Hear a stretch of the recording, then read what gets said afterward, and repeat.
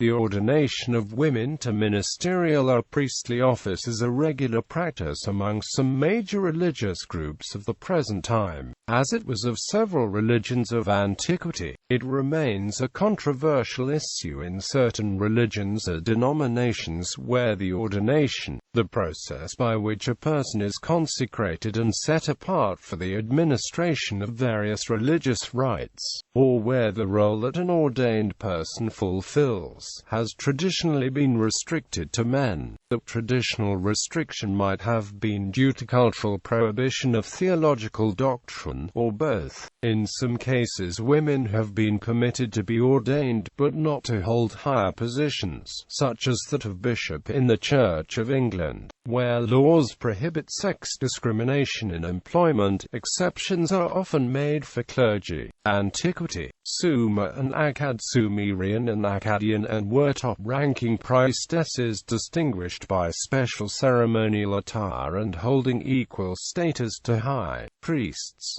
They owned property, transacted business, and initiated the hieros ceremony with priests and kings. In Hejoanna, an Akkadian princess was the first known holder of the title priestess. Ishtaritu were temple prostitutes who specialized in the arts of dancing, music, and singing and served in the temples of Ishtar. Wabi was an Akkadian priestess of Ur in the 26th century BCE. Naditu served as priestesses in the temples of Inanna in the ancient city of Uruk. They were recruited from the highest families in the land and were supposed to remain childless. They owned property and transacted business. In Sumerian epic texts such as Enmerkar and the Lord of Ararata, Nugig were priestesses in temples dedicated to Inanna, or maybe a reference to the goddess herself. Kadishto, Hebrew Kedesh or Kedishah, derived from the root Qds,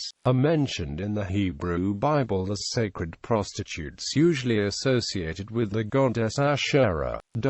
Ancient Egypt. In ancient Egyptian religion, God's wife of Ammon was the highest-ranking priestess. This title was held by a daughter of the high priest of Ammon during the reign of Hatshepsut, while the capital of Egypt was in Thebes during the 2nd millennium BC. Later, divine adoratress of Ammon was a title created for the chief priestess of Ammon. During the 1st millennium BC, when the holder of this office exercised her largest measure of influence, her position was an important appointment facilitating the transfer of power from one pharaoh to the next. When his daughter was adopted to fill it by the incumbent office holder, the divine adoratress ruled over the extensive temple duties and domains, controlling a significant part of the ancient Egyptian economy. Ancient Egyptian priestesses, Gaud Session, Henut Ma'en, Henutaway, Hui, Iset,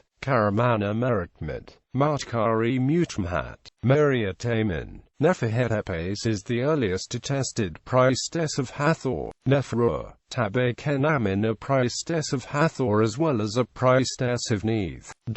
Ancient Greece. In ancient Greek religion, some important observances, such as the Thesmophoria, were made by women. Priestesses played a major role in the Eleusinian mysteries. The Gerari were priestesses of Dionysus who presided over festivals and rituals associated with the god. A body of priestesses might also maintain the cult at a particular holy site, such as the Pleiades at the Oracle of Dodona. The Oraphoroi were young girls ages 7 to 12 who worked as servants of Athena Polias on the Athenian Acropolis and were charged with conducting unique rituals. At several sites, women priestesses served as oracles, the most famous of which is the Oracle of Delphi. The priestess of the Temple of Apollo at Delphi was the Pythia, credited throughout the Greco-Roman world for her prophecies, which gave her a prominence unusual for a woman in male-dominated ancient Greece.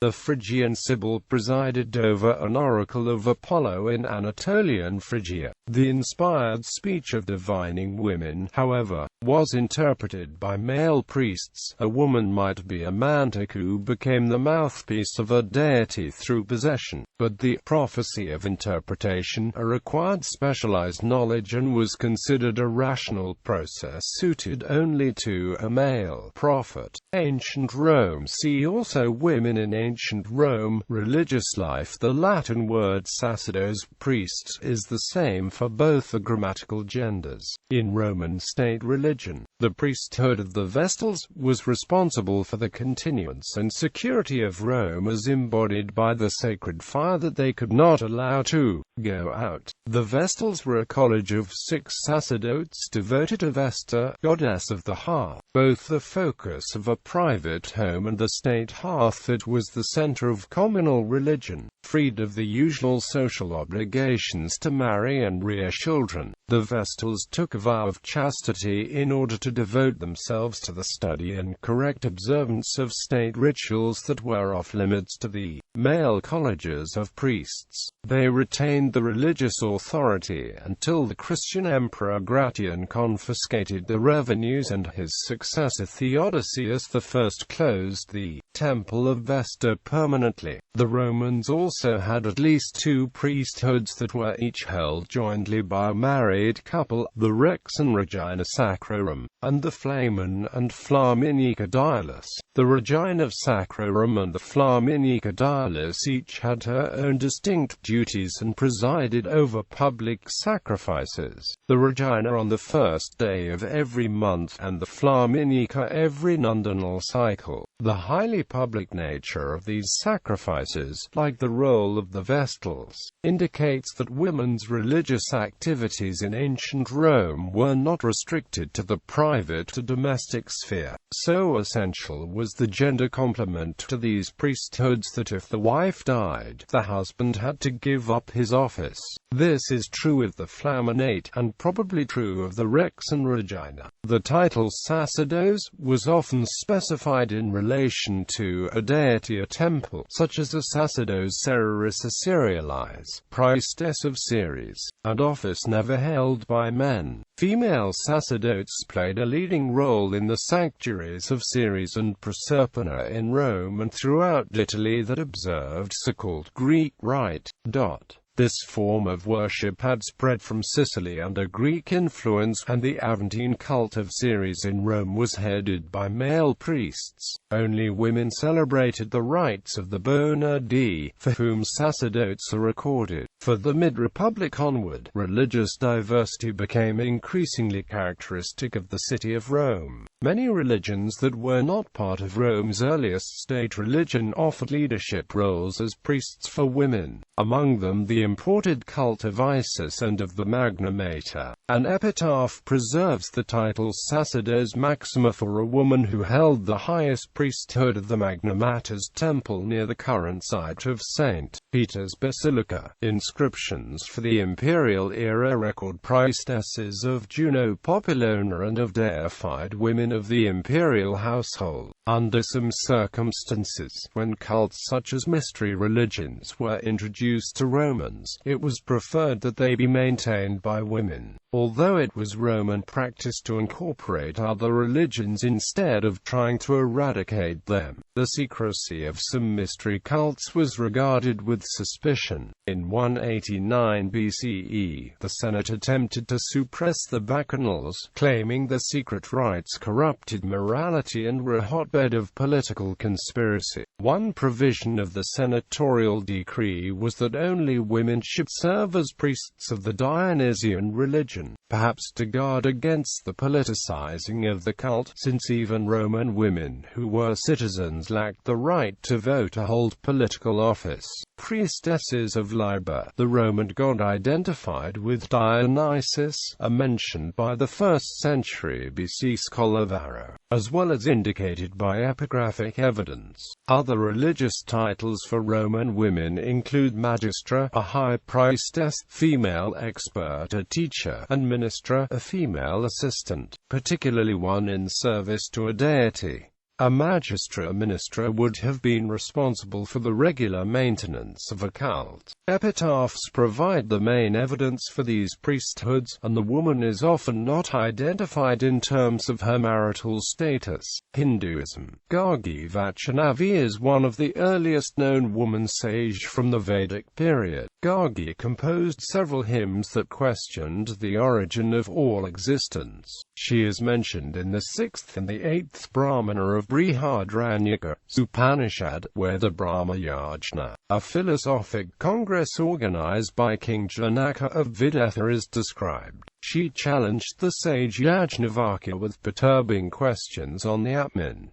Bhairavi Brahmani is a guru of Sri Ramakrishna. She initiated Ramakrishna into Tantra. Under her guidance, Ramakrishna went through 64 major tantric sadhanas which were completed in 1863. In 2014, an all-female Akada was formed. It is believed to be the first such group in India. Ramakrishna Sarada Mission is the modern 21st-century monastic order for women. The order was conducted under the guidance of the Ramakrishna monks until 1959, at which time it became entirely independent. It currently has centres in various parts of India, and also in Sydney, Australia. There are two types of Hindu priests, Purohits and Pujaris. Both women and men are ordained as Purohits and Pujaris.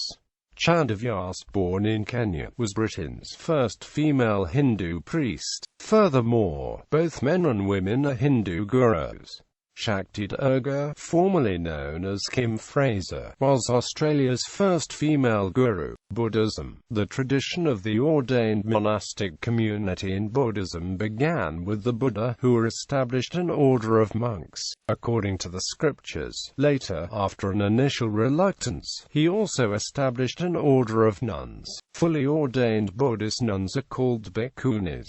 Mahapajapati Gautami, the aunt and foster mother of Buddha, was the first bhikkhuni. She was ordained in the 6th century BCE. Prajnadhara is the 27th Indian patriarch of Zen Buddhism and is believed to have been a woman. In the Mahayana tradition during the 13th century, the Japanese Mugai Dai became the first female abbess and thus the first ordained female Zen master. However, the bhikkhuni ordination, once existing in the countries where Theravada is more widespread, died out around the 10th century, and novice ordination has also disappeared in those countries. Therefore, women who wish to live as nuns in those countries must abide taking 8 or 10 precepts. Neither lay women nor formally ordained, these women do not receive the recognition, education, financial support of status enjoyed by Buddhist men in their countries.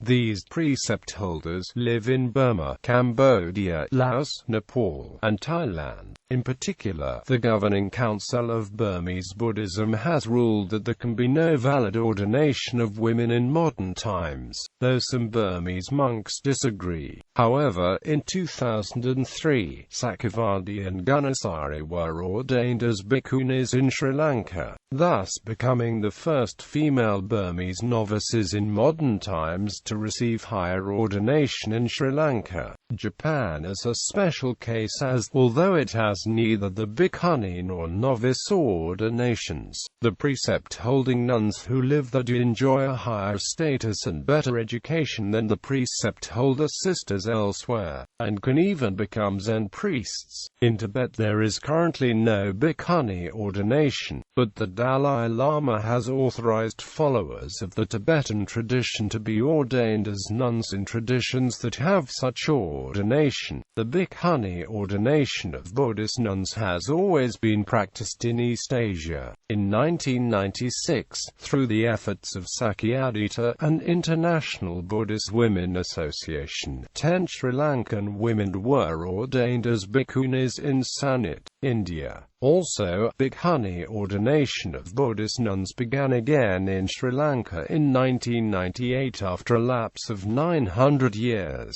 In 2003, Ayya Sudhamma became the first American-born woman to receive Bhikkhuni ordination in Sri Lanka. Furthermore, on February 28, 2003, Dhammananda Bhikkhuni, formerly known as Chatsuman Kabul-Singh, became the first Chai woman to receive Bhikkhuni ordination as a Theravada nun. Dhammananda Bhikkhuni was ordained in Sri Lanka. Dhammananda Bhikkhuni's mother, Venerable Vauramai, also called Tatau Efesu, had become the first fully ordained Thai woman in the Mahayana lineage in Taiwan in 1971. A 55-year-old Thai Buddhist 8-precept white-robed Meiji nun, Varangana Vanavicharyen, became the first woman ordained as a monk in Thailand in 2002. Since then, the Thai Senate has reviewed and revoked the secular law passed in 1928 banning women's full ordination in Buddhism as unconstitutional for being counter to laws protecting freedom of religion. However, Thailand's two main Theravada Buddhist orders, the Mahanikaya and Dhammayuttika Nikaya, have yet to officially accept fully ordained women into the ranks. In 2009 in Australia, 4 women received Bhikkhuni ordination as Theravada nuns, the first time such ordination had occurred in Australia. It was performed in Perth, Australia, on the 22nd of October 2009 at Bodhinyana Monastery. Abhasvayama together with Venerables Nirada Seri and Hasarpana were ordained as bhikkhunis by a dual Sangharukt of bhikkhus and bhikkhunis in full accordance with the Pali Vinaya. In 1997, Dhammasetya Vihara in Boston was founded by Ven. Gautami of Thailand, then a 10-precept nun, when she received full ordination in 2000. Her dwelling became America's first Theravada Buddhist Bhikkhuni Vihara. In 1998, Sherry Charyut, born in Brooklyn, became the first American woman to receive transmission in the Rinzai School of Buddhism. In 2006, Merle Kodo Boyd, born in Texas, became the first African-American woman ever to receive Dharma transmission in Zen Buddhism. Also in 2006, for the first time in American history, a Buddhist ordination was held where an American woman took the samaneri vows with an American monk presiding. This was done for the Buddhist American Forest tradition at the Dhammasukha Meditation Center in Missouri. In 2010, the first Tibetan Buddhist nunnery in America was officially consecrated. It offers novice ordination and follows the Drikung Kagyu lineage of Buddhism. The abbot of the Vajradakini nunnery is Kanmodroma, an American woman, who is the first bhikkhuni in the Drikung Kagyu lineage of Buddhism, having been ordained in Taiwan in 2002. She is also the first Westerner, male or female, to be installed as an abbot in the Drikung Kagyu lineage of Buddhism, having been installed as the abbot of the Vajradakini nunnery in 2004. The Vajradakini nunnery does not follow the 8 Garudhamas. Also in 2010, in Northern California, 4 novice nuns were given the full Bhikkhuni ordination in the Thai Theravada tradition, which included the double ordination ceremony. Bhante Gunaratana and other monks and nuns were in attendance. It was the first such ordination ever in the Western Hemisphere. The following month, more Bhikkhuni ordinations were completed in Southern California, led by Walpolepiyananda and other monks and nuns. The bhikkhunis ordained in Southern California were Lakshapatiya Samadhi, Kariyapana, Susila Samazati, and Uttamaniana. The first Bhikkhuni ordination in Germany, the Theravada Bhikkhuni ordination of German nun Samaneri Dira, occurred on June 21, 2015 at Ananya Vihara. The first Theravada ordination of bhikkhunis in Indonesia after more than 1,000 years occurred in 2015 at Wisma Kosalyani in Lembang, Bandung. Those ordained included Vajradevi Sadaka Bhikkhuni from Indonesia, Meda Bhikkhuni from Sri Lanka, Inula Bhikkhuni from Japan, Santasukha Santamana Bhikkhuni from Vietnam, Suki Bhikkhuni and Sumangala Bhikkhuni from Malaysia, and Genti Bhikkhuni from Australia.